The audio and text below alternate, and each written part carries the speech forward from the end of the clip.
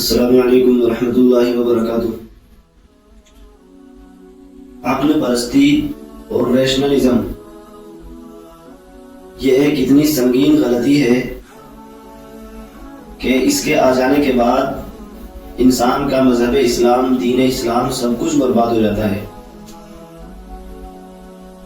عقل پرستی کے جہاں اور بہت سارے نقصانات ہیں، وہیں پر آج کل اس کا ایک نقصان یہ ہو رہا ہے کہ ہر آدمی مذہب اسلام میں جو چاہے اپنے ذہن سے نیا مسئلہ داخل کر دیتا ہے،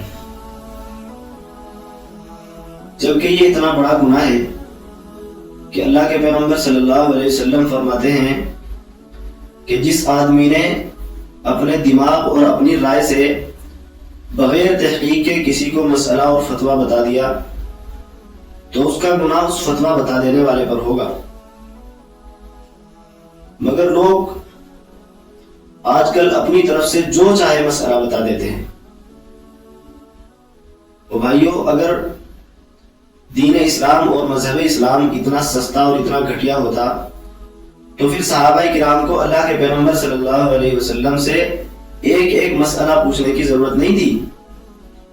وہ بھی اپنی رائے سے اور اپنے دماغ سے اور اپنی عقل پہ بھروسہ کر کے جو چاہے دین اسلام کے اندر نیا مسئلہ داخل کر سکتے تھے، مگر ان کو اللہ کے پیغمبر صلی اللہ علیہ وسلم کی یہ حدیث پیش نظر رہتی تھی۔ وہ ڈرے رہتے تھے، سہمے رہتے تھے کہ کہیں ہماری زبان سے کوئی ایسی بات نہ نکل جائے کہ جو مذہب اسلام اور شریعت میں نہیں ہے۔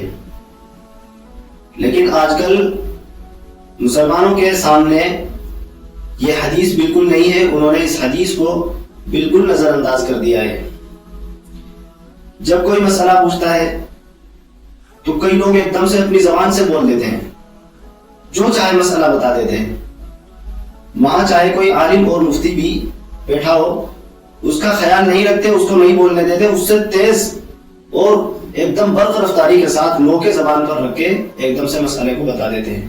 یعنی عالم اور مفتی کو بھی یہ لوگ فیل کر دیتے ہیں۔